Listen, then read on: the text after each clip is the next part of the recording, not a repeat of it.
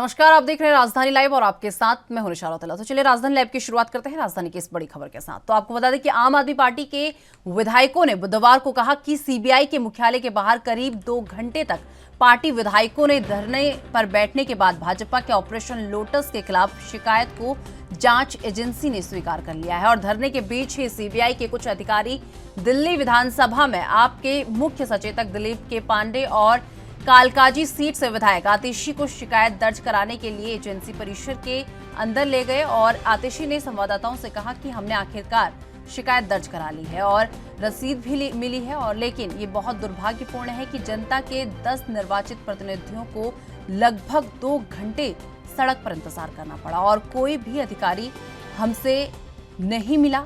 उन्होंने आरोप लगाया कि ऐसा लगता है कि जब भाजपा के खिलाफ शिकायत होती है तो सीबीआई डर जाती है। और आतिशी ने कहा कि शिकायत में हमने कहा है कि भाजपा ने अब तक देश भर में 277 विधायकों की अनुमानित तौर पर 6,300 करोड़ रुपए खर्च करके उन्हें खरीदा गया है और दिल्ली में आपके 40 विधायकों को खरीदने के लिए भाजपा की तैयारी थी और इसीलिए सीबीआई को जांच करनी चाहिए। पांडे ने आरोप लगाया कि सीबीआई के किसी भी अधिकारी ने आप विधायकों से ये समझने की परवाह नहीं की और भाजपा ने किस तरह से लोकतंत्र की हत्या की है और विधायकों को खरीदकर अन्य पार्टी की सरकार को अस्थिर किया है। और तिमारपुर के विधायक ने उम्मीद जताई कि सीबीआई शिकायत पर तुरंत जांच शुरू करेगी और देश के सामने भाजपा के ऑपरेशन लोटस की सच्चाई सामने लाएगी।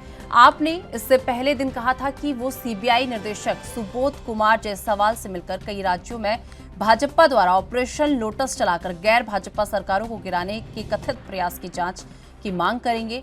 और इसके बाद आपके एक प्रतिनिधिमंडल ने जायसवाल से मिलने की कोशिश की, लेकिन अनुमति नहीं दिए जाने के बाद वो जांच एजेंसियों के मुख्यालय के बाहर धरने पर बैठ गए।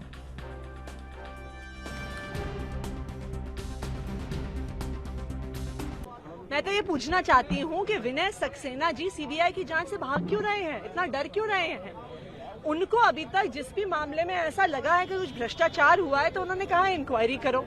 तो इस मामले से इंक्वायरी से क्यों भाग रहे हैं? होने दीजिए सीबीआई की इंक्वायरी, होने दीजिए ईडी की इंक्वायरी। अगर उन्होंने कोई भ्रष्टाचार नहीं किया है तो उस इंक्वायरी के बाद निकल के आ जाएगा कि विनय सक्सेना जी ने कुछ नहीं किया है। लेकिन अभी तो ऐसा लग रहा है कि विनय सक्सेना जी इस पूरे मुद्दे से भाग रहे हैं। विनय सक्सेना जी चाह रहे हैं। उन्होंने इसमें जो उनकी तरफ से सूचना है, ये पूरी तरह से फर्जी रही कि किस तरह सीबीओ की जांच हुई, चीफ विजिलेंस ऑफिसर की, और उसमें उनका कहीं नाम भी नहीं था और जिन लोगों का नाम था उन पर कार्रवाई की जा चुकी है। विनय सक्सेना जी खुद एक कमेटी की अध्यक्षता कर रहे थे, उस कमेटी ने उन्हें बाइज्जत बरी कर दिया। उसके बाद दूसरी जांच हुई एक ऐसे अफसर के द्वारा जो उनके अंडर काम कर रहा था। सीवीओ खुद उनके अंडर काम कर रहा है, वो तो दबाव में रहा ही होगा। आखिरकार उन कैशियर ने भी तो खुद कहा था कि चेयरमैन विनय सक्सेना जी के दबाव में हमने ब्लैक मनी को वाइट किया। इसलिए हम कह रहे हैं कि एक इंडिपेंडेंट इन्वेस्टिगेशन एजेंसी से जांच होनी चाहिए। क्यों विनय सक्सेना जी सीबीआई की जांच से डर रहे हैं?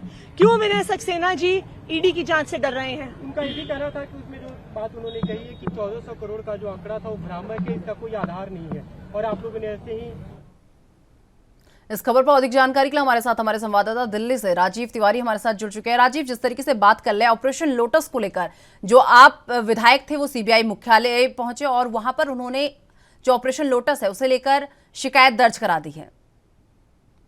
देखिए, बिल्कुल सही कहा आपने। यहाँ पर बात करें ऑपरेशन लोटस की, तो ऑपरेशन लोटस को लेकर आम आदमी पार्टी जो है जो लगातार अब भाजपा को घेरती हुई नजर आ रही है। बार बार ये कहा जा रहा है कि ऑपरेशन लोटस के द्वारा तमाम राज्यों को कहीं ना कहीं जो उनके विधायक है उनको तोड़कर अपनी पार्टी में शामिल करने के लिए कहा जा रहा है। और लगातार पिछले कुछ समय के अंदर ये देखने को भी मिला था, क्योंकि महाराष्ट्र की बात करें या फिर गोवा की बात करें तो वहां पर भी कहीं ना कहीं भाजपा पहले किसी और की सरकार थी, उसके बाद में विधायकों को कहीं ना कहीं उनकी पार्टी से हटाया गया और उसके बाद में दूसरी सरकार बनी।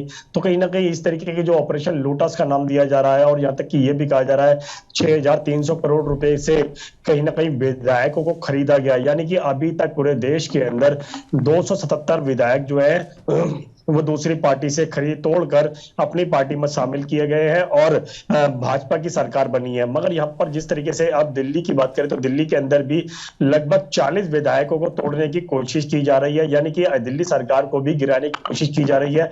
यही चीज महाराष्ट्र के अंदर भी देखने को मिला था और चीज और राज्यों के थी, मगर वही चीज अब दिल्ली के अंदर भी देखने को मिल रही है, जिसकी वजह से आम आदमी पार्टी जो है वो लगातार अब सीबीआई जांच की मांग को लेकर केंद्र सरकार से अपील करती नजर आती, मगर केंद्र सरकार के द्वारा जो जांच एजेंसियां थी, सीबीआई या फिर ईडी या फिर इनकम टैक्स, वहां पर उनकी जांच नहीं की जा रही थी। बार बार आम आदमी पार्टी जो है वो लगातार आरोप लगा रही है कि केंद्र सरकार जो है वो जांच एजेंसियों का इस्तेमाल कर रही है, और जो विधायकों को तोड़ा जा रहा है उसके लिए भी कहीं ना कहीं जांच होनी चाहिए, और जो 6,300 करोड़ रुपया जो खर्च किया गया है वो किसका था, इसका जवाब मिलना चाहिए।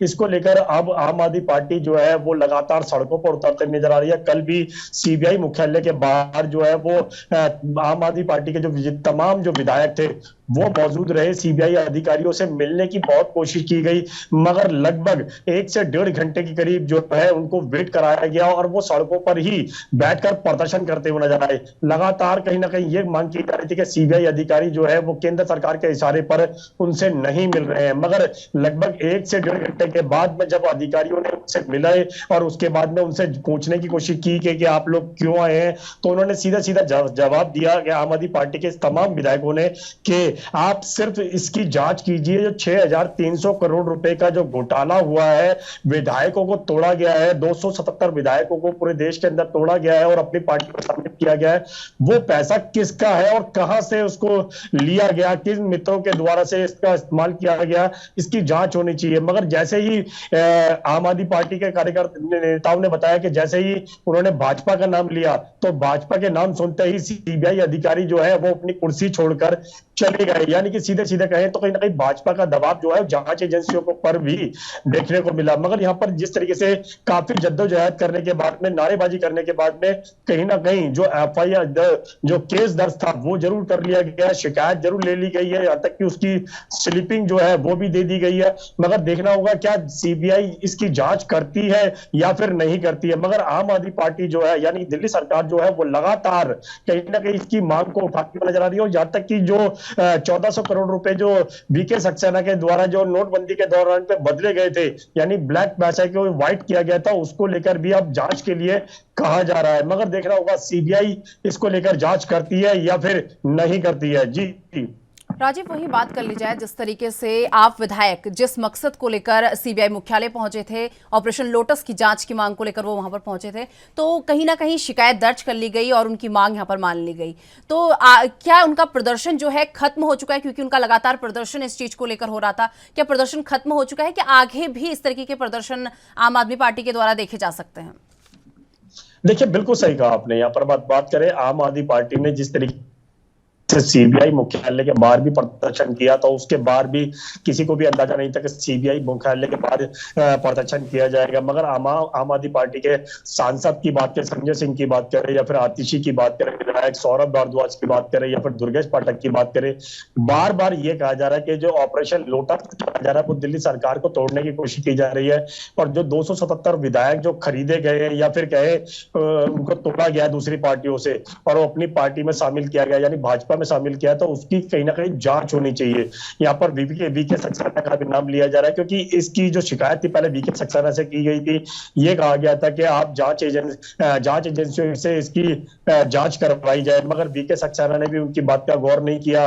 मगर जब वीके सक्सेना का ही 1400 करोड़ रुपए के अंदर नाम शामिल आया, जब तक कि ब्लैक पैसे को व्हाइट किया गया, उसको लेकर भी अब जांच एजेंसियों की मदद मांगी जा रही है। मगर देखना होगा कि जांच एजेंसियां क्या मदद करती हैं या फिर नहीं करती है, क्योंकि बार बार आम आदमी पार्टी की तरफ से यह कहा जा रहा है कि जांच एजेंसियां जो है वो केंद्र सरकार के इशारे पे काम कर रही है। मगर आने वाले दिनों के अंदर कहीं ना कहीं जो आम आदमी पार्टी के हाथ में मुद्दा लगा हुआ है, यानी कि ऑपरेशन लोटस को लेकर या वीके सक्सेना के जो नोटबंदी के दौरान पर जो पैसा बदला गया था, उसको लेकर तमाम मुद्दे जो है वो आम आदमी पार्टी के हाथ में है, और लगातार इसका कहीं ना कहीं सड़कों पर उतर कर प्रदर्शन भी देखने को मिलेगा और लगातार केंद्र सरकार घेरा भी जाएगा। मगर भाजपा की भी कहीं ना कहीं आम आदमी पार्टी की जो आपकी नीति है उसको लेकर कहीं ना कहीं भ्रष्टाचार की बू नजर आ रही है। बार बार कहा जा रहा है कि आम आदमी पार्टी जो है भ्रष्टाचार करती है, जनता के लिए कुछ काम नहीं कर रहे हैं, स्कूलों को लेकर कहीं ना कहीं बड़े आरोप लगाए जा रहे हैं। मगर देखना होगा क्या आरोप प्रत्यारोप के बीच में जांच एजेंसियां अपना काम करेंगी या फिर सिर्फ केंद्र सरकार के इशारे पर ही काम करती नजर आएंगी। जी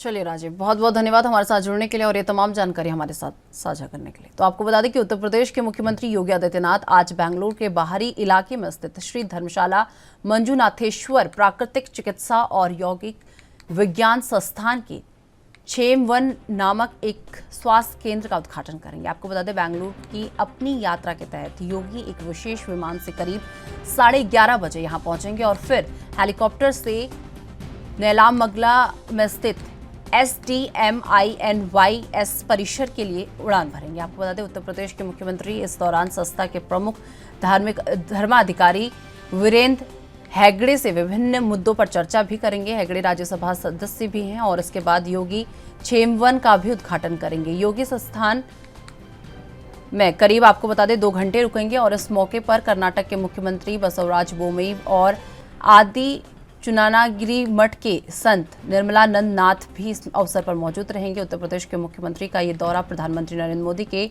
शुक्रवार के दौरे से एक दिन पहले हो रहा है।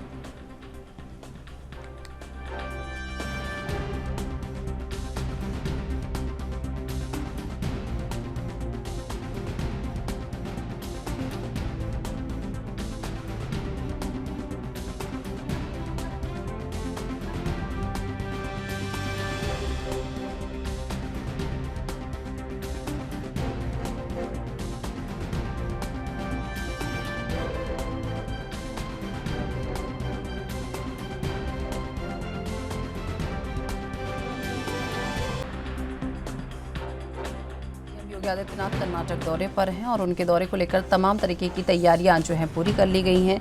उत्तर प्रदेश के मुख्यमंत्री योगी आदित्यनाथ आज बेंगलुरु के बाहरी इलाके में स्थित श्री धर्मस्थल मंजुनाथेश्वर प्राकृतिक चिकित्सा और यौगिक विज्ञान संस्थान के क्षेम1 नामक एक स्वास्थ्य केंद्र का उद्घाटन करेंगे।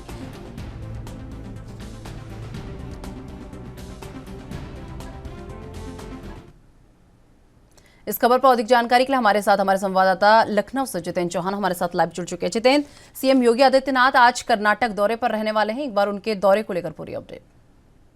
देखिए, 1 दिवसीय दौरा है उत्तर प्रदेश के मुख्यमंत्री योगी आदित्यनाथ का और कर्नाटक दौरे पर सीएम योगी आदित्यनाथ जा रहे हैं और साफ तौर पे कहा जा सकता है कि अब से कुछ ही देर में सीएम योगी आदित्यनाथ कर्नाटक के लिए रवाना हो जाएंगे। यानी पहले वो बेंगलुरु जाएंगे और बेंगलुरु सुबह 8 बजे के लिए रवाना हो जाएंगे और साफ तौर पे कहा जा सकता है कि 11:35 पे CM Yogi Adityanath HAL airport Bengaluru Karnataka पहुंचेंगे और उसके बाद 11:45 पे वो हेलीपैड से नेलमंगला बेंगलुरु कर्नाटक पहुंचेंगे और वही बात की जाए तो 11:55 के आसपास वो SDM इंस्टीट्यूट ऑफ नेचुरोथेरेपी और यौगिक साइंस का उद्घाटन करने का काम करेंगे और 12 बजे से 12:15 यानी 15 मिनट तक वो कैंपस का दौरा करेंगे, भ्रमण करेंगे और साथ ही SDM इंस्टीट्यूट के जो नेचुरोथेरेपी और यौगिक साइंस है उनको कहीं ना कहीं वहां पर भ्रमण करने का काम करेंगे और लगभग 12:15 से 12:25 तक वो मंत्रणा वार्तालाप करेंगे। जो वहां के अधिकारी हैं उनसे कहीं ना कहीं मंत्रणा की जाएगी, उनसे वार्तालाप की जाएगी और वीरेंद्र हेगड़े हैं जो कि धर्माधिकारी हैं SDM समूह के, उनके साथ कहीं ना कहीं वार्ता करने का काम किया जाएगा। 12:25 से 1:40 तक उद्घाटन समारोह के जो धर्मस्थल है मजुगिनेश्वर इंस्टीट्यूट ऑफ नेचुरोथेरेपी यौगिक साइंस है, वहां कहीं ना कहीं सीएम योगी आदित्यनाथ जाएंगे और लगभग 2:15 पर सीएम इंस्टीट्यूट से SDM इंस्टीट्यूट से प्रस्थान करने का काम करेंगे। लगभग वही 2:25 में वो बेंगलुरु एयरपोर्ट पहुंचेंगे और कहीं ना कहीं उसके बाद वो वापस करने का काम होगा। तो आज 1 दिवसीय दौरे पर सीएम योगी आदित्यनाथ जो वेलनेस सेंटर है उसका उद्घाटन करने का काम सीएम योगी आदित्यनाथ करेंगे और वहां पर जो SDM इंस्टीट्यूट बन रहा है वहां पर भ्रमण करने के साथ साथ जो धर्माधिकारी है, जो वहाँ के पदाधिकारी है, उनके साथ वार्ता कहीं ना कहीं की जाएगी। जितेंद्र, वही बात कर ली जाए, अगर उद्घाटन के कार्यक्रम को अलग रख दिया जाए तो इस कर्नाटक दौरे के पीछे मेन मकसद क्या है? देखिए, राजनीति में हर चीज की संभावना होती है और कहीं ना कहीं उसको हम किसी भी तरीके से निकाला जा सकता है और क्योंकि उत्तर प्रदेश के मुख्यमंत्री योगी आदित्यनाथ की जो पहली सरकार आई थी उत्तर प्रदेश में, तब उसके बाद उसमें भी सीएम योगी आदित्यनाथ कर्नाटक गए थे और कहीं ना कहीं सीएम योगी आदित्यनाथ की जो बुलडोजर की नीति है वो कहीं ना कहीं बेंगलुरु में भी हुई थी और जो उनके मॉडल है उनकी मॉडल की भी चर्चा की गई थी। तो जरूर कहा जा सकता है कि कर्नाटक को लोग, कर्नाटक के जनता है वो कहीं ना कहीं सीएम योगी आदित्यनाथ को भी पसंद करती है और उनके जो मॉडल है उनको भी पसंद करने का काम करती है। तो वही कर्नाटक पहुंचे हैं और कर्नाटक में SDM समूह का जो वेलनेस सेंटर जो बनाया गया है उसका उद्घाटन करने का काम किया जाएगा। तो राजनीति में हर तरह की संभव है और नेताओं से भी मुलाकात करने की काम किया जाएगा और एसडीएम समूह का कहीं ना कहीं जो इंस्टीट्यूट बनाया उसका भी उद्घाटन किया जाएगा। जितिन, वही बात कर ली जाए, सीएम के दौरे को लेकर क्या क्या तैयारियां हो चुकी हैं? देखिए, तैयारियां पूरी है क्योंकि उत्तर प्रदेश के मुख्यमंत्री योगी आदित्यनाथ है, सुरक्षा व्यवस्था के पुख्ता इंतजाम किया गया है। जहाँ एसडीएम इंस्टीट्यूट बना हुआ है वहां पर कहीं ना कहीं सुरक्षा का घेरा होगा। सीएम योगी आदित्यनाथ के पहुंचने के बाद जो कार्यक्रम है वो कहीं ना कहीं जो आयोजित होगा वहाँ तैयारियां की गई है। साथ ही जहाँ भ्रमण करेंगे वहां भी सुरक्षा व्यवस्था के इंतजाम किए गए। तो कुल मिला के ये कह सकते हैं कि एसडीएम समूह की जो प्रशासन की जिम्मेदारी कर्नाटक की, वो कहीं ना कहीं पूरी तरह से कर्नाटक प्रशासन निभाएगा। जितिन, वही बात कर ली जाए, पीएम मोदी के दौरे से एक दिन पहले उनका दौरा हो रहा है, तो पीएम मोदी भी कर्नाटक दौरे पर आने वाले हैं। उससे एक दिन पहले सीएम योगी का भी यहाँ पर दौरा, कर्नाटक में दौरा रखा गया है। देखिए, पीएम मोदी केरल और कर्नाटक दोनों के दौरे पर रहेंगे और कहीं ना कहीं पीएम मोदी के कहा जा सकता है कि चुनाव को देखते हुए एक दौरा जरूर कहा जा सकता है, क्योंकि 2024 का चुनाव नजदीक है और 2024 के चुनाव को देखते हुए तमाम तरह की कह सकते हैं कि तैयारियों के ऊपर प्रधानमंत्री पद के जो लोकसभा के चुनाव होंगे उससे भी कहीं ना कहीं जोड़ा जा सकता है, क्योंकि सभी की कह सकते हैं कि सभी का समर्थन को लेकर भी कहा जा सकता है और देश के प्रधानमंत्री नरेंद्र मोदी हैं और उसी को चलते हुए जो आने वाला चुनाव है उसको देखते हुए तमाम तरह की जो राजनीतिक कह सकते हैं कि विपक्ष जिसकी ओर अपनी ओर जाने की बात कर रहा है कि हम विपक्ष एक तरफ रहेगा और अपने राष्ट्रपति उम्मीदवार था और उपराष्ट्रपति उम्मीदवार अलग अलग विपक्ष ने खड़े किए थे। तो उस तरह की राजनीति और संभावनाएं हर चीज होती है और पीएम मोदी इसी दौरे को लेकर जा रहे हैं, क्योंकि अब चुनाव जैसे जैसे नजदीक आ रहा है प्रधानमंत्री नरेंद्र मोदी का भी दौरा पड़ेगा और कहीं ना कहीं कौन होगा आगे उम्मीदवार ये नहीं कहा जा सकता, लेकिन ये हो जा सकता है कि लोकसभा चुनाव को लेकर राजनीतिक जो सरगर्मियां हैं वो कहीं ना कहीं तेज हो गई है और प्रधानमंत्री नरेंद्र मोदी भी दौरा कर रहे हैं, उत्तर प्रदेश के मुख्यमंत्री योगी आदित्यनाथ भी दूसरे राज्य जा रहे हैं। चलिए जितिन, बहुत बहुत धन्यवाद हमारे साथ जुड़ने के लिए और ये तमाम जानकारी हमारे साथ साझा करने के लिए। तो आपको बता दें, मुख्यमंत्री भगवंत मान द्वारा जालंधर में खेड़ा वतन पंजाब दिया 2022 के रंगारंग उद्घाटन के बाद खिलाड़ियों में खेल के प्रति उत्साह देखते और हिस्सा लेने वाले इच्छुक खिलाड़ियों की मांग को देखते हुए खेल विभाग ने जिला और राज्य स्तरीय मुकाबलों के लिए रजिस्ट्रेशन 8 सितंबर तक बढ़ाने का फैसला लिया है। आपको बता दें, खेल मंत्री गुरमीत सिंह मीत हेयर ने यहां जारी एक बयान में कहा कि खिलाड़ियों में खेल में हिस्सा लेने की उत्सुकता के कारण ये फैसला लिया गया है। इससे पहले रजिस्ट्रेशन 30 अगस्त तक था और अब केवल ब्लॉक स्तर के 6 खेल volleyball, athlete, football, kabaddi, national strike, kho kho और रस्साकस्सी को छोड़कर बाकी 22 खेलों के लिए जिला और राज्य स्तर के मुकाबलों के लिए रजिस्ट्रेशन की तारीख 8 सितंबर तक बढ़ा दी गई है। आपको बता दें, ब्लॉक स्तर के 6 खेल के मुकाबले कल 1 सितंबर से 7 सितंबर तक करवाए जा रहे हैं, जिनके लिए सारी तैयारियां मुकम्मल हो गई हैं। खेल मंत्री ने बताया कि जिला स्तर के मुकाबले 12 से 22 सितंबर और राज्य स्तर के मुकाबले 10 से 21 अक्टूबर तक जो है चलाए जाएंगे और जिला और राज्य स्तर के मुकाबलों के लिए इच्छुक खिलाड़ी वेबसाइट www.punjabkhelmela2022.in पर रजिस्ट्रेशन कर सकते हैं और जिन खिलाड़ियों को कोई दिक्कत आती है वो खेल विभाग के दफ्तरों में जाकर खेल अधिकारियों की मदद से रजिस्ट्रेशन करवा सकते हैं।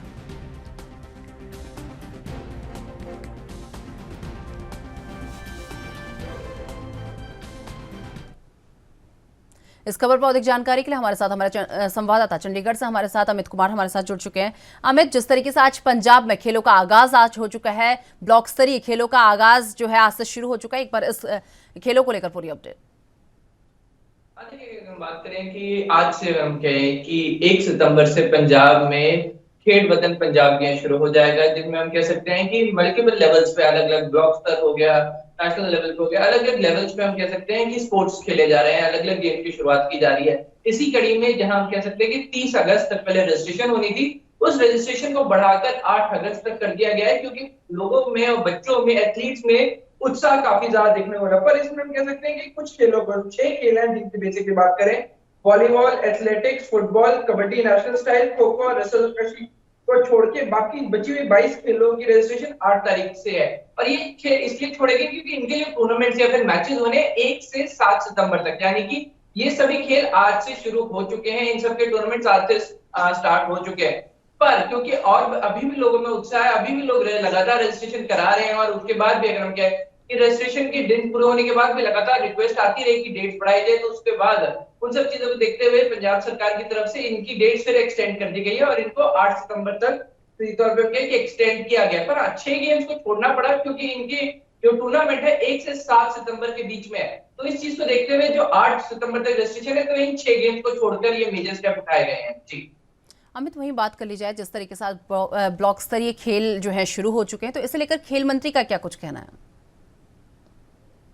मीथेर की हम बात करें तो उन्होंने काफी ज्यादा खुशी जताई। अगर हम कहें कि खुद इसके अलावा हमसे जो खेल मंत्री की ना बात करें, इस बात का भी ध्यान दें कि खुद पंजाब के मुख्यमंत्री खान भी स्पोर्ट्स को बढ़ावा देने में बहुत ज्यादा खुश हैं, क्योंकि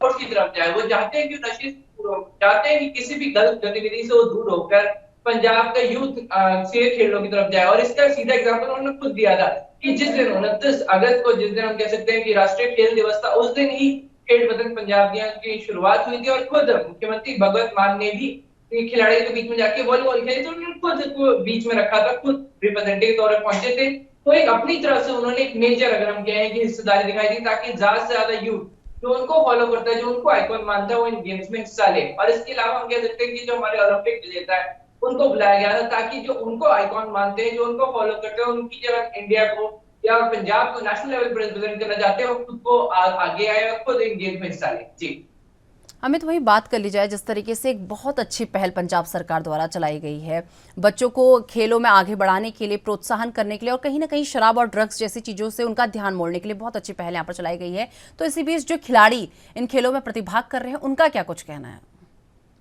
अरे खिलाड़ियों की तरफ से जब उनसे बात की गई तो उनमें काफी ज्यादा खुशी नजर आई। वो बोल रहे हैं कि जो एक स्तर है, देखिए अगर उनके ब्लॉक स्तर, जिला स्तर, नेशनल की जो कॉम्पिटिशन हो रहा है, उससे उनको ज्यादा अच्छा प्लेटफॉर्म मिल रहा है। और सिर्फ प्लेटफॉर्म ही नहीं, प्लेटफॉर्म के अलावा ज्यादा अच्छा कॉम्पिटिशन। क्यों, देखिए कोई भी एथलीट ये मानता है कि जब तक हमें एक टफ कॉम्पिटिटर, एक अच्छा एक मेजर लेवल का कंपटीशन नहीं मिलता, तब तक हम लोग अपनी गेम्स को इंप्रूव नहीं करते हैं। पर इस खेल में पंजाब की हम सीधे तौर पर बात करें या खेलो पंजाब सीधे तौर पर हम कहें, तो जब तक ऐसे लेवल के प्लेटफॉर्म सामने नहीं आएंगे, जब तक हमें नेशनल लेवल के कंपटीशन नहीं मिलेंगे, जब तक हमें टफ कंपटीशन नहीं मिलेंगे, तब तक हमारा गेम इंप्रूव नहीं होगा। पर अब जैसे इतने बड़े प्लेटफॉर्म आए हैं, इससे हमें एक अच्छा कंपटीशन मिला, इससे हमारी गेम इंप्रूव होगी और इससे हम और ज्यादा अच्छा परफॉर्म कर पाएंगे। क्योंकि जितना ज्यादा टफ कंपटीशन हमें अभी ग्राउंड लेवल पर मिलेगा, उतना ही ज्यादा हम अच्छा परफॉर्म नेशनल लेवल और इंटरनेशनल लेवल पे जाके कर पाएंगे। जी अमित, वही बात कर ली जाए, जिस तरीके से खेलों को लेकर अगर बात कर ली जाए, अगर किसी खिलाड़ी को अपना रजिस्ट्रेशन कराना है तो उसके लिए पूरी प्रोसेस क्या है? एक बार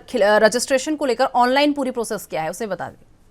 देखिए ऑनलाइन प्रोसेस की बात करें तो उनके लिए बकायदा साइट दी हुई है। साइट पर जाकर www.punjabkhedmela2022.in वहां पर जाके वो खुद को रजिस्टर करा सकते हैं। उसके अलावा अगर वो उस पर रजिस्टर नहीं हो पा रहे तो अपने पास जो उनकी सबसे नजदीकी जो स्पोर्ट्स अथॉरिटीज है उनके पास जाएंगे और रजिस्ट्रेशन के लिए बोलेंगे, तो उनकी हेल्प वो हासिल कर सकते हैं। तो हर एक ऑप्शन है, ऑनलाइन ऑफलाइन दोनों ऑप्शन उनके पास अवेलेबल है। तो बच्चों को बस इंटरेस्ट होना चाहिए, खिलाड़ियों को बस इंटरेस्ट होना चाहिए, दोनों ही चीजें उनके ऑप्शन अवेलेबल रहेगा। जी चलिए अमित, बहुत बहुत धन्यवाद हमारे साथ जुड़ने के लिए और ये तमाम जानकारी हमारे साथ साझा करने के लिए।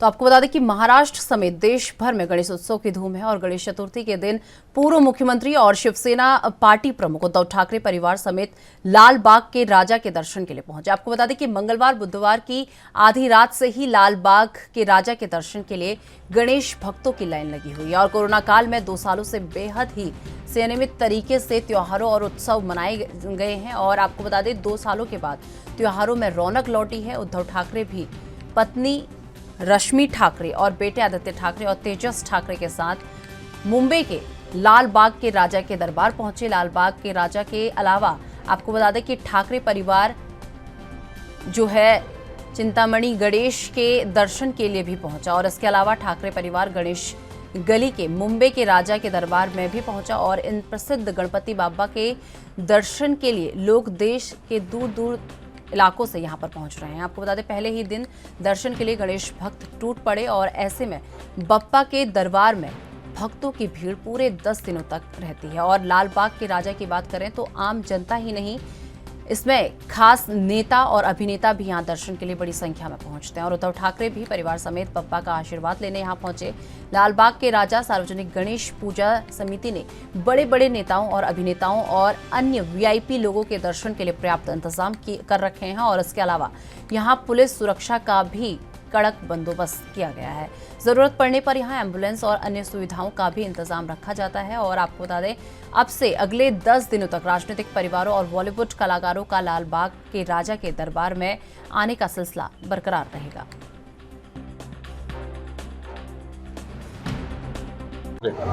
सबसे पहले आप सभी को बहुत बहुत शुभकामनाएं गणपति जी की। और बहुत ही बड़ा दिन होता है और हम सबके लिए बहुत बड़ा दिन है, पूरे बॉलीवुड के लिए, क्योंकि मैं जब से यहाँ पे आया हूँ 2006 से लेके अभी तक पापा की इतनी कृपा है कि कभी पीछे मुड़ के देखा नहीं है और सारे सपने हमारे साकार हुए हैं। जो भी मांगा वही हमें मिला है। सो मैं अगेन गणपति पापा का बहुत बहुत शुक्रगुजार हूँ कि आप लोगों ने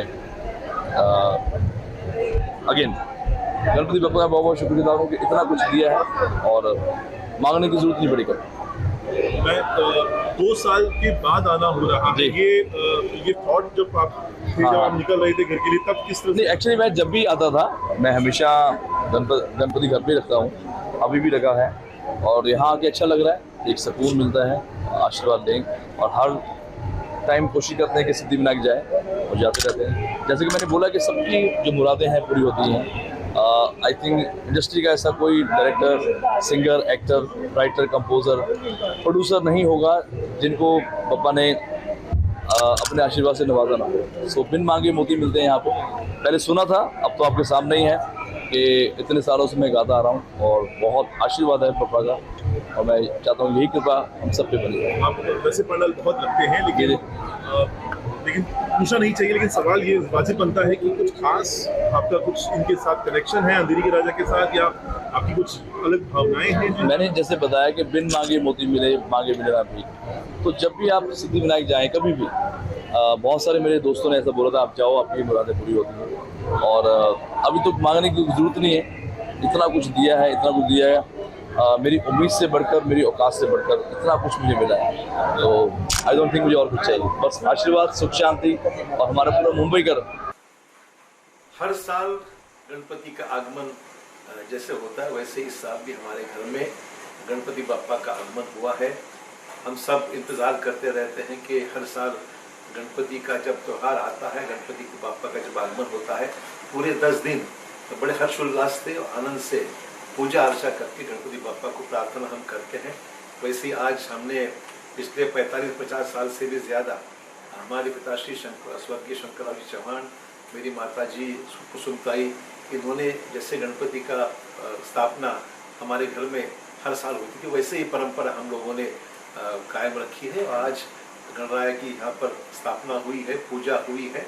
हमने गणपति बाप्पा से यही प्रार्थना की है कि हर व्यक्ति के घर में सुख शांति और विघ्न जो हो, विघ्न दूर हो जाए, सुख शांति हर आदमी के, हर व्यक्ति के, हर परिवार के घर में आ जाए, समृद्धि उसको प्राप्त हो।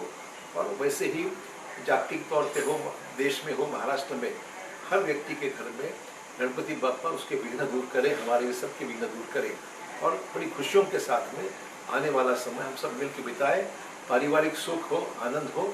ऐसे वातावरण में हम सब के आने वाला भविष्य काल भगवान हमें आशीर्वाद दे, ये हमारी गणराया से, गणपति बाप्पा से प्रार्थना है। गणपति बाप्पा। इस खबर पर अधिक जानकारी के लिए हमारे साथ मुंबई से हमारे संवाददाता सत्यप्रकाश सोनी हमारे साथ जुड़ चुके हैं। सत्यप्रकाश, जिस तरीके से गणेशोत्सव की धूम इस वक्त महाराष्ट्र में मची हुई है, तो कितना अलग इस बार का गणेशोत्सव देखने को मिल रहा है? लोगों में किस प्रकार का जोश इस बार गणेशोत्सव को लेकर देखा जा रहा है? बिल्कुल निशा जी, देखिए करीब 2 साल बाद यह मौका आया है जब पूरे महाराष्ट्र में, पूरे मुंबई में एक साथ इतना बड़ा उत्साह देखा जा रहा है। हर घर में गणपति बप्पा विराजमान है और लोग भव्य पूजा अर्चन कर रहे हैं। खासकर महाराष्ट्र और मुंबई में राजनीतिक जो पार्टियां हैं उनके सभी नेताओं द्वारा गणपति बप्पा को अपने घर में विराजमान किया गया है। जैसा कि तस्वीरें हमने कई दिखाई आपको कि किस तरह से पूर्व मुख्यमंत्री अशोक चौहान और मुख्यमंत्री देवेंद्र फडणवीस के यहाँ भी भगवान गणेश विराजमान है और लगातार लोगों को संदेश दे रहे हैं कि भगवान गणेश विघ्नहर्ता किस तरह से लोगों को विघ्न हरेंगे और आने वाले समय में महाराष्ट्र की जो सियासी उथल पुथल चल रही है उसमें कैसे लोगों को लगाम लगेगा। तो भगवान गणेश से लोग प्रार्थना कर रहे हैं, अर्चना कर रहे हैं, लेकिन इस बीच जिस तरह से महाराष्ट्र सरकार, खासकर एकनाथ शिंदे की सरकार ने गणपति उत्सव को धूमधाम से मनाने के लिए छूट दी है। खासकर रात 12 बजे तक आप बैंड बाजे बजा सकते हैं, स्पीकर बजा सकते हैं। इसके अलावा सरकार द्वारा जो तमाम नीतियां लगाई गई है कि किस तरह से गणेश दौरान किसी तरह का कोई विघ्न न हो, किसी तरह का कोई दिक्कत न हो, उसको लेकर उसको लगातार सरकार कोशिश कर रही है कि जो विघ्नहर्ता का वहां किसी तरह की दिक्कत नहीं होना चाहिए। तो जाहिर तौर पर लगातार कोशिश यही की जा रही है कि जो व्यवस्था है, सरकारी व्यवस्था है, उसमें कोई दिक्कत ना हो। सत्यप्रकाश, वहीं बात कर ली जाए जिस तरीके से गणेशोत्सव बड़े ही धूमधाम से महाराष्ट्र में मनाया जा रहा है, तो उसी बीच सुरक्षा कितनी टाइट कर दी गई है, कितनी टाइट सिक्योरिटी इस गणेशोत्सव को लेकर देखी जा रही है? बिल्कुल, देखिए गणेश उत्सव को लेकर मुंबई पुलिस, मुंबई महानगर पालिका के अलावा तमाम जो सिक्योरिटी एजेंसियां हैं उन्हें अलर्ट किया गया है। मुंबई पुलिस के द्वारा करीब 40,000 पुलिस के जवान को तैनात किया गया है जो बारीकी से नजर रखेंगे। इसके अलावा सभी बड़े पंडालों में सीसीटीवी कैमरे लगाए गए हैं जिसका संपर्क पुलिस स्टेशनों से होगा। पुलिस लगातार इस पर नजर रख रही है। खासकर गणपति उत्सव के दौरान जिस तरह से सरकार ने खुली छूट दी है कि आप किसी भी प्रतिबंध के बगैर जो है गणपति उत्सव मना सकते हैं, उसकी वजह से हर घर में भगवान गणेश विराजमान है, उनकी पूजा अर्चना हो रही है। खास बात है कि 2 साल जो कोरोना गया है उस कोरोना को देखते हुए लोगों में उत्साह इस बार दोगुना देखा जा रहा है। वहीं सत्यप्रकाश, बात कर ली जाए तो उद्धव ठाकरे भी कल अपने पूरे परिवार के साथ लाल बाग के राजा के दर्शन करने भी पहुंचे हैं। बिल्कुल, देखिए महाराष्ट्र में राजनीतिक दलों में होड़ सी मची हुई है क्योंकि भगवान गणेश के विराजमान होते ही सभी राजनीतिक दलों का जो है वक्तव्य आना शुरू हो गया। खासकर एकनाथ शिंदे की तरफ से भी बयान आया कि भगवान गणेश महाराष्ट्र में लोगों को सद्बुद्धि दे, सद्भाव दे, प्रेम दे। वहीं उप मुख्यमंत्री देवेंद्र फडणवीस ने भी मीडिया से बातचीत की। इसके बाद पूर्व मुख्यमंत्री अशोक चव्हाण ने भी बातचीत की और ये कहा कि भगवान श्री गणेश जो है लोगों को सद्बुद्धि दे। लेकिन जिस तरह से महाराष्ट्र में एकनाथ शिंदे और उद्धव दल के बीच दशहरा के रैली को लेकर उथल पुथल हो रही है, उसमें भगवान श्री गणेश का दर्शन करने लाल बाग के राजा स्थल पर खुद उद्धव ठाकरे पूरे परिवार के साथ पहुंचे और वहां उन्होंने पूजा अर्चना की, भगवान से मिन्नतें की, मीडिया से बात भी की। तो जाहिर तौर पर महाराष्ट्र में इस बार सियासी हलचल के साथ साथ भगवान श्री गणेश को जो है कहीं न कहीं ये देखना पड़ रहा है कि किस तरह से राजनीतिक दल उनके दरबार में आ रहे हैं, उनसे मिन्नतें कर रहे हैं, उनसे अपनी फरियाद कर रहे हैं कि किस तरह से महाराष्ट्र की सियासी हलचल जो है वो लगातार बढ़ रही है। सत्यप्रकाश, वहीं बात कर ली जाए तो न केवल राजनेता बल्कि अभिनेता भी जो है लाल बाग पहुंच रहे हैं, राजा के दर्शन करने के लिए वहां पर पहुंच रहे हैं। तो अभी तक कितने अभिनेता जो हैं लाल बाग पहुंचे हैं राजा के दर्शन करने के लिए? बिल्कुल, देखिए भगवान श्री गणेश के आगमन का आज दूसरा दिन है। कल पहला दिन था। पहले दिन ही देखा गया कि तमाम सेलिब्रिटी भगवान श्री गणेश का दर्शन करने के लिए पंडालों में पहुंच रहे हैं। भगवान श्री गणेश को चढ़ावा चढ़ रहा है। जैसे कि कल हमें जानकारी मिली थी कि अंधेरी के राजा गणपति बप्पा के यहाँ 32 किलो की चांदी की मूर्ति जो है मूसक की चढ़ाई गई है। इसके बाद जो है चढ़ावा अपरंपार जो है चढ़ावा चल रहा है। खास बात है कि मीका सिंह वहां पहुंचे थे, भगवान श्री गणेश का उन्होंने दर्शन किया, पूजन अर्चना किया और यह मंदिर मांग रहे थे कि किस तरह से महाराष्ट्र में जो कोरोना गया है, लोगों की आर्थिक स्थिति मंदी हो गई है, उसमें कैसे तेजी लाया जाए। तो कहीं कहीं हर कोई जो है महाराष्ट्र की जो स्थिति बिगड़ी हुई है उससे निजात पाना चाहता है। सत्यप्रकाश, वहीं बात कर ली जाए जिस तरीके से लगभग 2 साल बाद कोरोना के बाद जो है इतने अच्छे तरीके से जो है गणेशोत्सव मनाया जा रहा है, तो ऐसे में लोग किस तरीके से, किस प्रकार से, कितना अलग इस बार का गणेशोत्सव मना रहे हैं और लोगों का क्या कहना है गणेशोत्सव को लेकर? देखिए, इस बार गणेश उत्सव करीब 1 हफ्ता पहले से ही बड़े जोश के साथ देखा जा रहा है क्योंकि गणेश उत्सव की तैयारियों को लेकर जिस तरह से हमने कई बार जायजा भी दिखाया कि किस तरह से लोग गणेश उत्सव को लेकर उत्सुक हैं। अब ऐसे में भगवान श्री गणेश हर पंडालों में, हर घरों में विराजमान हो चुके हैं। पूरे मुंबई महाराष्ट्र का माहौल बिल्कुल खुशनुमा हो चुका है क्योंकि हर जगह बैंड बाजे, हर जगह स्पीकर, भगवान गणेश की आरती चल रही है। अब ऐसे में भगवान श्री गणेश के आने के बाद मंगलमय हो जाता है पूरा परिवार, पूरा वातावरण। तो जाहिर तौर पर भगवान श्री गणेश के आने के बाद लगातार लोगों के मन में एक श्रद्धा भाव है, एक प्रेम भावना है, एक आपसी भाईचारे की चीजें जो है सामने देखने को मिल रही है। क्योंकि सरकार ने खुली छूट दी है कि इस बार का गणेश उत्सव ऐतिहासिक गणेश उत्सव होना चाहिए। लिहाजा सरकार ने सभी प्रतिबंध हटाते हुए बिल्कुल सभी लोगों को गणेश उत्सव मनाने की परमिशन दी है। खासकर विसर्जन को लेकर जो तैयारियां होती है वो भी सरकार के हवाले है। सरकार लगातार उस पर निगरानी बनाई हुई है और सीसीटीवी कैमरे के जरिए, मुंबई पुलिस के जरिए लगातार अपडेट्स ली जा रही है कि स्थिति क्या है। वहीं सत्यप्रकाश, जिस तरीके से विसर्जन घाटों की आपने बात की, तो विसर्जन घाटों में किस प्रकार के इंतजाम है? बिल्कुल, देखिए विसर्जन घाटों को लेकर अगर हम बात करें तो आज विसर्जन होगा। 1.5 दिन की गणपति बप्पा जो आए हैं आज उनका विसर्जन किया जाएगा। गणपति बप्पा के विसर्जन में बल्कि गणपति की प्रतिमा का विसर्जन किया जाएगा। इस प्रतिमा को ले जाने से लेकर वहां विसर्जन तक की जिम्मेदारी मुंबई पुलिस की है। इसके अलावा उस घर के परिवार की जिम्मेदारी होगी। बाहर जो वॉलंटियर्स तैनात किया गया है वॉलंटियर्स की होगी।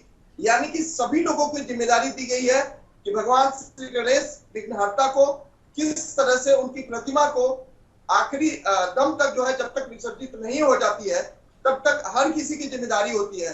अब ऐसे में मुंबई में जो प्रेम भाव देखा जा रहा है, एक गणपति बप्पा के साथ में आसपास के लोग भी विसर्जन के लिए जाते हैं, बैंड बाजे के साथ जाते हैं, विसर्जन तक वहीं रहते हैं। तो ये परंपरा रही है कि जब भगवान श्री गणेश की प्रतिमा विसर्जन के लिए जाती है तो न सिर्फ परिवार के लोग जाते हैं बल्कि आसपास के लोग भी भगवान श्री गणेश के साथ जाते हैं और आखिरी दर्शन तक उनके साथ रहते हैं। सत्यप्रकाश, वहीं बात कर ली जाए जिस तरीके से गणेशोत्सव है, तो इस बीच शासन प्रशासन को क्या निर्देश जो हैं गणेशोत्सव को देखते हुए दिए गए हैं? बिल्कुल निशा जी, देखिए महाराष्ट्र में शासन को लेकर सरकार खुद जागरूक है। सरकार को परमिशन दी है कि किसी तरह की कोई भी अड़चने किसी भी गणेश भक्त को नहीं होना चाहिए। अब ऐसे में इस तरह की जिम्मेदारी के साथ मुंबई पुलिस की जिम्मेदारी बनती है कि अपने अपने विभाग में अगर कितने गणपति बप्पा हैं, उनके पंडाल कितने बड़े हैं, उन पंडालों में वॉलंटियर्स कितने हैं, परिवार में जो घरगुती की गणपति बप्पा आए हैं उनकी संख्या कितनी है, ये सारे आंकड़े मुंबई पुलिस के पास है, बीएमसी के पास है। इसी आंकड़े के आधार पर गणपति बप्पा का विसर्जन भी होगा, क्योंकि वो जो आंकड़े उन्हें बताया गया है उसी आंकड़े में यह भी बताया गया है कि 1.5 दिन की गणपति बप्पा का विसर्जन कब होगा, 2.5 दिन की गणपति बप्पा का विसर्जन कब होगा, 7वें 5वें दिन का विसर्जन कब होगा, कितने मूर्तियों का विसर्जन किया जाएगा, वो सारे आंकड़े मुंबई महानगर पालिका और मुंबई पुलिस के पास है। यही वजह है कि मुंबई पुलिस क्रमबद्ध तरीके से, सिस्टमेटिक तरीके से सभी गणपति बप्पा को मूर्तियों को विसर्जन के लिए लेकर जाएगी और सुसज्जित तरीके से विसर्जन की जो प्रक्रिया है उसे पूरी करवाएगी। सत्यप्रकाश, वहीं बात कर ली जाए, अगर राज्य के मुखिया की अगर हम बात कर लें, यानी कि सीएम एकनाथ शिंदे की हम बात कर लें, तो क्या वो गणपति बाप्पा के दर्शन के लिए पहुंचे हैं? और अगर पहुंचे हैं तो क्या संदेश उनके द्वारा जो गणपति के भक्त हैं उन्हें दिया गया है? देखिए, भगवान श्री गणेश के भक्त खुद एकनाथ शिंदे हैं, उनके घर में भी विराजमान है। जैसा कि कल तस्वीरें सामने आई कि एकनाथ शिंदे पूरे परिवार के साथ अपने बेटे श्रीकांत शिंदे और उनकी बहू के साथ भगवान श्री गणेश का पूजा अर्चन किए, मीडिया से बातचीत भी की उन्होंने और यह उम्मीद लगाया है कि आने वाले समय में जो महाराष्ट्र में सियासी हलचल है उससे मुंबई करों को निजात मिलेगा, उसमें राजनेताओं को निजात मिलेगा। तो यह तस्वीरें जो है मुंबई के अलग अलग इलाकों से देखने को मिली और लगातार हमने अपने टीवी चैनल के माध्यम से लोगों को बताने की भी कोशिश किया कि किस तरह से महाराष्ट्र में भगवान श्री गणेश के आगमन के पहले दिन ही बड़ी धूम देखी जा रही है, लोगों में उत्साह और प्यार प्रेम देखा जा रहा है। सत्यप्रकाश, वहीं बात कर लें, जिस तरीके से एकनाथ शिंदे ने गणेशोत्सव को देखते हुए एक बड़ी घोषणा भी की थी, जो टोल है उसे माफ करने की यहाँ पर घोषणा की थी, क्या कह सकते हैं ये गणेश उत्सव को देखते हुए की गई, क्या इसमें भी कोई राजनीतिक फायदा देखा गया है? देखिए निशा जी, ये पहला मौका नहीं है जब कोई भी उत्सव आता है और राजनीतिक पार्टियां इसका लाभ लेने की कोशिश करती हैं। हालांकि एकनाथ शिंदे ने टोल फ्री जरूर कर दिया है, लेकिन गणेश भक्तों के लिए टोल फ्री किया है। इस बीच जो मुश्किलें आई, ये मुश्किलें वह थी कि आपको आई कार्ड लेना होगा बीएमसी से और बीएमसी जो आई कार्ड देगी उसी को दिखाकर आप जाएंगे, आपको टोल मुक्त किया जाएगा। लेकिन वो टोल मुक्त का भी दायरा बनाया गया है। भगवान श्री गणेश जब तक मुंबई महाराष्ट्र में रहेंगे तब तक वो टोल मुक्त होगा। विसर्जन, मूर्ति के विसर्जन के बाद से ही वह टोल मुक्त खत्म हो जाएगा। यानी कि एक तरफ से देखा जाए तो यह राजनीतिक ही है और दूसरी तरफ कोंकण और विदर्भ में जाने वाले गणेश भक्तों के लिए महाराष्ट्र सरकार की तरफ से मुफ्त बसेस की गई है। हजारों की संख्या में भक्त जो है कोंकण और विदर्भ में जा रहे हैं भगवान श्री गणेश की पूजा करने के लिए। उनके लिए मुफ्त में बस की सेवा दी गई है। तो कहीं कहीं ये राजनीतिक प्रेरित भी है और एक तरह से कह सकते हैं कि एक गणेश भक्तों को एक थोड़ी सी राहत देने वाली बात भी कही जा सकती है। सत्यप्रकाश, वहीं जिस तरीके से कल उद्धव ठाकरे का पूरा परिवार लालबाग राजा के दर्शन करने पहुंचा, तो इस बीच उद्धव ठाकरे का कोई रिएक्शन इस गणेशोत्सव को लेकर सामने आया हो? नहीं, देखिए, लालबाग के राजा का दर्शन करने के लिए न सिर्फ देश से बल्कि विदेश से भी लोग आते हैं। खासकर मुंबई में जिस तरह से पहले दिन भीड़ देखी गई, लाखों की संख्या में रोजाना भगवान श्री गणेश लालबाग के राजा का लोग दर्शन करते हैं। अब ऐसे में सत्ता जाने के बाद उद्धव ठाकरे खुद अपने परिवार के साथ भगवान श्री गणेश लालबाग के राजा का दर्शन करने पहुंचे। उन्होंने दर्शन भी की और उन्हें सम्मानित भी किया गया। इस दौरान उन्होंने मीडिया से यही बात कही कि जिस तरह से महाराष्ट्र में सियासी हलचल चल रही है, उससे लोगों को निजात मिले। कोरोना से किसी भी तरह से डरने की जरूरत नहीं है, क्योंकि कोरोना को हमने मात दे दिया है।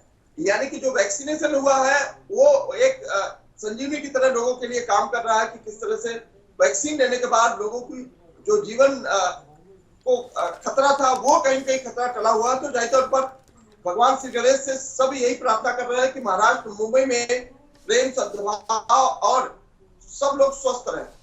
चलिए सत्यप्रकाश, बहुत बहुत धन्यवाद हमारे साथ जुड़ने के लिए और ये तमाम जानकारी हमारे साथ साझा करने के लिए।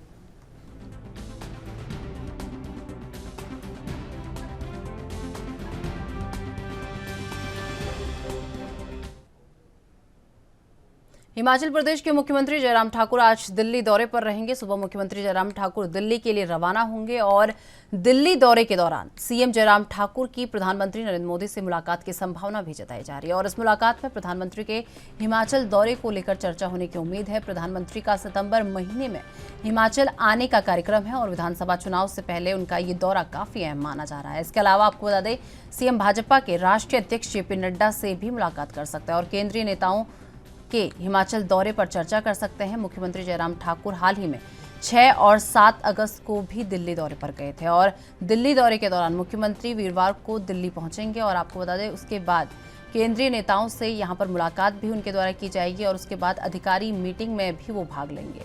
इसके बाद शुक्रवार को मुख्यमंत्री दिल्ली से सिरमौर पहुंचेंगे जहां वे जनसभा को संबोधित करेंगे। इसके बाद मुख्यमंत्री सोलन में भी जनसभा को संबोधित करेंगे और मुख्यमंत्री इसके बाद शिमला वापस लौट आएंगे।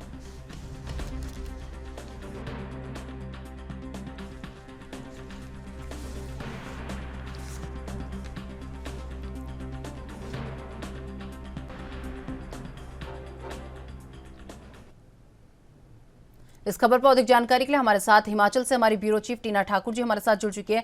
टीना जी, जिस तरीके से आज जो है सीएम जयराम ठाकुर दिल्ली दौरे पर रहने वाले हैं, तो कितने बजे तक वो दिल्ली पहुंच सकते हैं, एक बार से लेकर पूरी अपडेट। जी देखिए, वो भी यहाँ से जो है 9:30 बजे निकल जाएंगे हेलीकॉप्टर के जरिए और 10:30 तक वो दिल्ली पहुंच जाएंगे। तो ऐसे में जो आज का जो दौरा है उनका काफी अहम माना जा रहा है, क्योंकि जो हिमाचल को बर्फ डस्ट फार्मा पार्क जो मिला है और उसे लेकर जो मुख्यमंत्री जयराम ठाकुर है, प्रधानमंत्री नरेंद्र मोदी को उन्होंने आभार जताया। इसी को लेकर वो केंद्रीय नेताओं से और प्रधानमंत्री नरेंद्र मोदी से मुलाकात करेंगे। क्योंकि प्रधानमंत्री नरेंद्र मोदी से समय मांगा गया है मुलाकात का, भी समय का नहीं पता चल सका कि कितने बजे का समय मिला है या कितने बजे मुख्यमंत्री की मुलाकात संभव हो पाएगी प्रधानमंत्री से। तो आप देखेंगे कि इसके अलावा जो राष्ट्रीय अध्यक्ष जेपी नड्डा, उनके साथ मुख्यमंत्री की बैठक होनी है, अधिकारियों के साथ भी कुछ बैठक होनी है, कुछ जो परियोजनाएं लंबित है उसको लेकर भी कुछ जो महत्वपूर्ण बैठक है वो आयोजित वो उसमें भाग ले सकते हैं मुख्यमंत्री, क्योंकि मुख्यमंत्री का ये दौरा लगभग 1 महीने बाद होने जा रहा है दिल्ली का। तो ऐसे में ये काफी अहम इसलिए भी है क्योंकि एक तो हिमाचल की जो परियोजना है वो उनकी स्वीकृति के लिए, जो कुछ एक परियोजना उनकी स्वीकृति के लिए ये जो दौरा है वो मुख्यमंत्री कर रहे हैं। साथ ही प्रधानमंत्री का आभार जताने के लिए, साथ ही जो विधानसभा चुनावों को लेकर केंद्रीय मंत्रियों के जो दौरे प्रस्तावित है हिमाचल को लेकर, और अगले में जो इसी महीने में आपको बताएं कि प्रधानमंत्री नरेंद्र मोदी का भी हिमाचल का दौरा प्रस्तावित है, उसे लेकर चर्चा वो करेंगे और उसको लेकर जो है प्लानिंग वो कर सकते हैं कि किस तरह की जो दौरे हैं उनको प्रस्तावित किया जाए, किस तरह की उनको डेट दिया जाए और किस तरह के जो कार्यक्रम है वो आयोजित इस दौरे के दौरान किए जाएंगे। जी निशा। टीना जी, वहीं अगर बात कर ली जाए, अगर दौरों को थोड़ी देर के लिए साइड रख लिया जाए, तो उसके अलावा इस पूरे मुलाकात में जिस तरीके से आज वो केंद्रीय मंत्रियों से भी मिलेंगे, प्रधानमंत्री से मिलेंगे, जेपी नड्डा से मिलने की संभावना भी यहाँ पर जताई जा रही है, तो अगर दौरों को थोड़ी देर के लिए साइड रख दिया जाए तो इसके अलावा क्या क्या चुनाव के लिए रणनीतियां बन सकती हैं, क्या क्या स्ट्रेटेजीज जो है बना सकते हैं? देखिए, क्योंकि ये चुनावी वर्ष है और हिमाचल को जो है केंद्र की तरफ से भी वीआईपी राज्य की तरह ट्रीट किया जा रहा है। हर छोटे बड़े जो फंक्शंस है वो हिमाचल को मेजबानी के लिए दिए गए हैं अभी तक। और ऐसे में जो ये दौरा है मुख्यमंत्री का, वो जब दिल्ली पहुंचेंगे तो जो केंद्रीय नेता है, उन नेताओं है, उनसे मुलाकात संभव है, क्योंकि अभी कुछ ही दिनों में शिमला में भी एक जो केंद्रीय मंत्री स्मृति ईरानी है, उनकी जो रैली है वो प्रस्तावित है। तो आप देखेंगे कि हिमाचल को लेकर जो जेपी नड्डा है राष्ट्रीय अध्यक्ष, उनके साथ मुलाकात संभव है, क्योंकि पिछले दिनों ही केंद्रीय कार्यसमिति की बैठक हिमाचल में हुई है। इसके अलावा अन्य बैठकें, महत्वपूर्ण चुनाव प्रबंधन समिति की बैठक भी, उसको लेकर भी वो अपडेट करेंगे राष्ट्रीय अध्यक्ष को। और हिमाचल में जो स्थिति है अभी फिलहाल की, भाजपा की और अन्य पार्टीज है, किस स्तर पर अपनी जो तैयारियां भाजपा के लेकर जा चुकी है, उसको लेकर राष्ट्रीय अध्यक्ष को वो जो है वो अपडेट करेंगे। और साथ ही उनसे भी रणनीति, उनके सस्ते भी मशवरा किया जाएगा कि आने वाले जो दिन है, क्योंकि काफी कम समय रह गया, तो आने वाले दिनों में किस तरह से जो केंद्रीय नेता है उनके जो दौरे हैं उसको प्रस्तावित किया जाए हिमाचल में। और जो हिमाचल की जनता है उनके लिए और क्या सौगातें केंद्र की तरफ से अभी जल्दी ही जारी की जा सकती है। जैसे कि आपको भी मैंने बताया कि बर्ड ड्रग फार्मा हिमाचल को भी मिला है, तो ये बहुत बड़ी उपलब्धि हिमाचल के लिए, बहुत बड़े गौरव की बात है। तो ऐसे में आप देखेंगे कि हिमाचल को काफी अच्छा केंद्र की तरफ से बड़ी जो योजना है वो प्रदान की जा रही है। और काफी अच्छा जो एक छोटा राज्य होने के बावजूद एक वीआईपी राज्य की तरह हिमाचल को ट्रीट किया जा रहा है। तो ऐसे में जो जनता है वो हिमाचल जो भाजपा की जो सरकार है इन जो ये उपलब्धियां उसको किस तरह से देख रही है, उसको लेकर भी मुख्यमंत्री जयराम ठाकुर आज चर्चा कर सकते हैं केंद्रीय नेताओं से और जेपी नड्डा जो राष्ट्रीय अध्यक्ष उनसे। जी तो चलिए टीना जी, बहुत बहुत धन्यवाद हमारे साथ जुड़ने के लिए और ये तमाम जानकारी हमारे साथ साझा करने के लिए। सीएम भूपेश बघेल 2 और 3 सितंबर को छत्तीसगढ़ में 3 नवगठित जिलों का शुभारंभ कर प्रदेशवासियों को महत्वपूर्ण सौगात देंगे। इसमें मोहल्ला मानपुर, अंबागढ़ चौकी और सारगढ़, बिलाईगढ़ और खैरागढ़ छुईखदान गड़ई शामिल हैं। आपको बता दें, निर्धारित कार्यक्रम के अनुसार मुख्यमंत्री बघेल 2 सितंबर को दोपहर 1 बजे मोहल्ला में के मिनी स्टेडियम में आयोजित कार्यक्रम में छत्तीसगढ़ के नवागठित 28वां जिला मोहल्ला मानपुर अंबागढ़ चौकी का शुभारंभ करेंगे। आपको बता दें, कार्यक्रम की अध्यक्षता खाद्य और नागरिक आपूर्ति मंत्री अमरजीत भगत करेंगे। और इसी तरह 3 सितंबर को 11 बजे सारगढ़ के खेल भाटा मैदान में आयोजित कार्यक्रम में छत्तीसगढ़ के नवागठित 30वां जिला सारगढ़ बिलईगढ़ का शुभारंभ उनके द्वारा किया जाएगा। यहां कार्यक्रम की अध्यक्षता स्कूल शिक्षा और आदिम जाति कल्याण मंत्री डॉक्टर प्रेमसाय सिंह टेकाम करेंगे। आपको बता दें, मुख्यमंत्री बघेल 3 सितंबर को ही दोपहर 1 बजे खैरागढ़ स्थित राजा फतेह सिंह खेल मैदान में आयोजित कार्यक्रम में छत्तीसगढ़ के नवगठित 31वां जिला खैरागढ़ छुईखदान गड़ई का शुभारंभ करेंगे। आपको बता दें, कार्यक्रम की अध्यक्षता खाद्य और नागरिक आपूर्ति मंत्री अमरजीत भगत करेंगे। नवगठित जिलों के शुभारंभ के अवसर पर मंत्रीगण सहित सांसद और विधायकगण और स्थानीय जनप्रतिनिधि भी शामिल होंगे।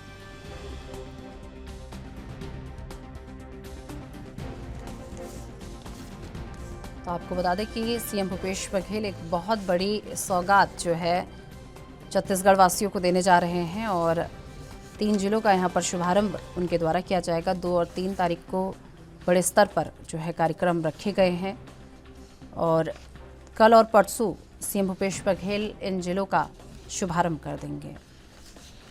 तो आपको बता दें, सीएम भूपेश बघेल 2 और 3 सितंबर को छत्तीसगढ़ में नवगठित जिलों का शुभारंभ कर प्रदेशवासियों को महत्वपूर्ण सौगात देंगे। इसमें मोहल्ला मानपुर अंबागढ़ चौकी और सारगढ़ बिलाईगढ़ और खैरागढ़ छुईखदान गड़ई शामिल हैं। आपको बता दें कि निर्धारित कार्यक्रम के अनुसार मुख्यमंत्री भूपेश बघेल 2 सितंबर को दोपहर 1 बजे मोहल्ला के मिनी स्टेडियम में आयोजित कार्यक्रम में छत्तीसगढ़ के नवगठित 28वां जिला मोहल्ला मानपुर अंबागढ़ चौकी का शुभारंभ करेंगे। कार्यक्रम की अध्यक्षता खाद्य और नागरिक आपूर्ति मंत्री अमरजीत भगत करेंगे। इसी तरह 3 सितंबर को 11 बजे सारगढ़ के खेल भाटा मैदान में इस कार्यक्रम का आयोजन किया जाएगा।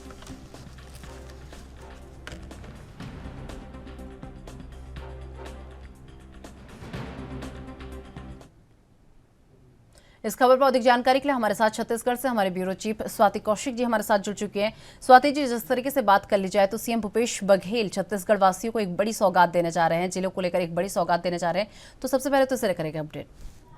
देखिए, आज के अगर पूरे कार्यक्रम की बात करें तो सीएम भूपेश बघेल आज जो है वो रायगढ़ के दौरे पर रहेंगे। रायगढ़ में भेंट मुलाकात का जो कार्यक्रम है वो वापस एक बार चालू हो रहा है। मौसम और खेती को देखते हुए इनका जो दौरा है उसको कुछ समय के लिए ब्रेक किया गया था, उसके बाद वापस से भेंट मुलाकात का जो पूरा कार्यक्रम है वो चालू हो गया है। रायगढ़ विधानसभा के दौरे पर रहेंगे। भेंट मुलाकात कार्यक्रम में आम जनता से मिलेंगे। 11:30 बजे के लगभग सीएम साहब जो है वो निकलेंगे आज जी, और उसके बाद फिर 12:15 बजे रायगढ़ जिले के पुसौर विकासखंड ग्राम नवापारा पहुंचेंगे, जहां पे वो लोगों से मिलेंगे। फिर 2:30 बजे जो है लगभग 2:30 बजे रायगढ़ विकासखंड के ग्राम लोहांडी पहुंचेंगे और भोजन के बाद फिर वापस भेंट मुलाकात कार्यक्रम में रहेंगे, और जहां पर लगभग 5 बजे के करीब रायगढ़ पहुंचकर रोड शो जो है उसमें शामिल होंगे। तो वहीं 6:30 बजे विभिन्न प्रतिनिधि मंडलों के साथ भी वो वहां मुलाकात करेंगे, और उनका जो रात्रि विश्राम का कार्यक्रम है वो भी रायगढ़ में बताया जा रहा है। चलिए स्वाति जी, बहुत बहुत धन्यवाद हमारे साथ जुड़ने के लिए और ये तमाम जानकारी हमारे साथ साझा करने के लिए। उत्तराखंड में नए जिले बनाने की मांग लंबे समय से की जा रही है, लेकिन कांग्रेस हो या बीजेपी, आपको बता दें दोनों ही सरकारों ने इस जिले के मामले को ठंडे बस्ते में डाला हुआ है। और हालांकि मुख्यमंत्री पुष्कर सिंह धामी एक बार फिर नए जिले बनाने की मांग पर विचार करने को कहा है, और मुख्यमंत्री पुष्कर सिंह धामी ने कहा कि नए जिलों की मांग काफी लंबे समय से की जा रही है। सरकार जल्द ही इस पर विचार करेगी कि प्रदेश में कहां कहां पुनर्गठन हो सकता है, वास्तव में कहां नए जिले की आवश्यकता है।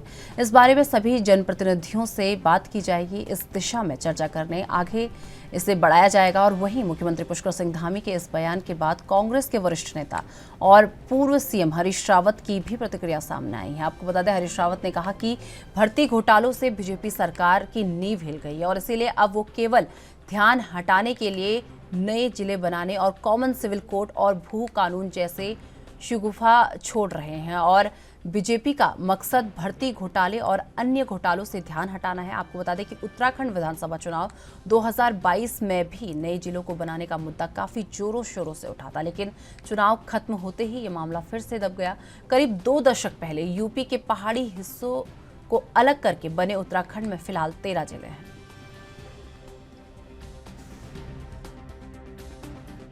काफी चल रही थी सर, आपके परिप्रेक्ष्य में आप किस तरीके से देखते हैं सर नए जिलों को लेकर? सर देखिए, ये मांग काफ़ी लंबे समय से चली आ रही है, और इसको लेकर हम शीघ्र ही पूरे उत्तराखंड के अंदर कहाँ कहाँ पुनर्गठन हो सकता है, कहाँ वास्तव में इनकी आवश्यकता है, उसके लिए समस्त जनप्रतिनिधियों से जल्दी हम लोग चर्चा करेंगे, और इस चर्चा को आगे बढ़ा के इस दिशा में भी आगे बढ़ेंगे। यदि जिले बनाने वाली खबर में कुछ सच्चाई है, केवल ध्यान हटाने के लिए जैसे ये सगुफा छेड़ा जा रहा है कि कॉमन सिविल कोड, कोई कह रहा भू कानून, ताकि जो चूने हिल गई हैं भाजपा की भर्ती घोटाले से और दूसरे घोटालों से, तो उससे ध्यान हटाया जा सके, फोकस वहाँ से हटाया जा सके। तो यदि इसलिए जिला वाला कहा जा रहा है, या वास्तव में मुख्यमंत्री जी चाहते हैं जिले बने, और यदि वास्तव में चाहते हैं तो मैं उनको बधाई दूंगा। हम उनके लिए होमवर्क करके गए हैं, 11 जिलों के प्रस्ताव हमने बना करके रखे हैं और सारा होमवर्क किया है। तहसीलें बनाई हैं, पटवारी हल्के बनाए हैं, उप तहसीलें जहाँ बननी हो वो बना करके रखे हुए हैं, और हम चूक गए, जो चूक गया वो चूक गया, और जो निशाना साध दे वो सिकंदर, तो हम कहेंगे आप सिकंदर हैं। और जब सिकंदर हैं तो आपसे हम ये भी कहना चाहेंगे कि आप जिले बनाइए, और साथ साथ 2 या 3 कमिश्नरियाँ भी बनाइए, क्योंकि जो पहाड़ी क्षेत्र हैं उनमें कुछ एरियाज़ को बड़ा नुकसान हो रहा है ये सब रिऑर्गेनाइजेशन में, तो आप वहाँ कमिश्नरियाँ। इस खबर पर अधिक जानकारी के लिए हमारे साथ देहरादून से हमारे संवाददाता यशराज आनंद हमारे साथ जुड़ चुके हैं। यशराज, जिस तरीके से बात कर ली जाए, उत्तराखंड में काफी समय से जिले बनाने की मांग जो है काफी समय से चल रही है, लेकिन बीजेपी और कांग्रेस को अगर देखा जाए तो उन्हें देखकर ऐसा लग रहा है कि उन्होंने इस पूरे मामले को एक ठंडे बस्ते में डाल दिया है, ऐसा लग रहा है उन्हें देखकर। जी बिल्कुल, उत्तराखंड को नए जिले बनाने की मांग तो काफी अरसे से चल रहा था। मैं बताना चाह रहा हूँ कि रमेश पोखरियाल निशंक जब मुख्यमंत्री थे तो उन्होंने ही प्रदेश के कुछ नए जिले बनाने की घोषणा भी की थी। उसके बाद से लेकर अभी तक लगभग ये हर कार्यकाल में यह चर्चा रहती है नए जिले बनाने की मांग को लेकर। और बिल्कुल जैसा कि आपने कहा कि इसे ठंडे बस्ते में डाल दिया गया, बिल्कुल एक बार भाजपा की सरकार बनती है उत्तराखंड में तो एक बार कांग्रेस की सरकार बनती है, तो इसलिए यह देखा जरूर जा सकता है कि कोई भी पार्टी यहाँ पर जो राज करती है, जिस पार्टी के मुख्यमंत्री होते हैं, वो इसको लेकर संवेदनशील नहीं है। वो सिर्फ घोषणा करते हैं कि नए जिले की मांग की जा रही है, नए जिले बनाए जाएंगे, लेकिन यह घोषणा सिर्फ घोषणा रह जाती है। अभी तक ऐसा कुछ करते हुए देखा नहीं जा रहा है। जी यशराज, वही बात कर ली जाए इस पूरे मामले को लेकर, सीएम पुष्कर सिंह धामी ने क्या क्या जानकारी जो है दी है? बिल्कुल, मुख्यमंत्री पुष्कर सिंह धामी ने कहा कि राज्य में बीते समय से नए जिलों की मांग उठती जा रही है, जिसे देखते हुए जनप्रतिनिधियों व सामाजिक एक्टिविस्ट से भी सरकार राय मशवरा करेगी। आगे मुख्यमंत्री पुष्कर सिंह धामी ने कहा कि नए जिलों के गठन में इंफ्रास्ट्रक्चर समेत क्या क्या सुविधाएं जुटानी है, इस बात को लेकर भी मंथन किया जाएगा। और मुख्यमंत्री पुष्कर सिंह धामी ने कहा कि छोटी प्रशासनिक इकाइयों के गठन को लेकर लंबे अरसे से उत्तराखंड की मांग चलते जा रही है। उसी में से रुड़की, रामनगर, कोटद्वार, काशीपुर और रानीखेत को नए जिले बनाने की मांग पर भी विचार चल रहा है। और मैं बताना चाह रहा हूँ कि 5 नए संगठनात्मक जिले की भी घोषणा की जाएगी। जी चलिए, बहुत बहुत धन्यवाद यशराज हमारे साथ जुड़ने के लिए और ये तमाम जानकारी हमारे साथ साझा करने के लिए। तो फिलहाल मेरे साथ राजधानी लाइव में इतना ही। देश दुनिया की तमाम बड़ी खबरों के लिए देखते रहिए एएनबी न्यूज़। नमस्कार।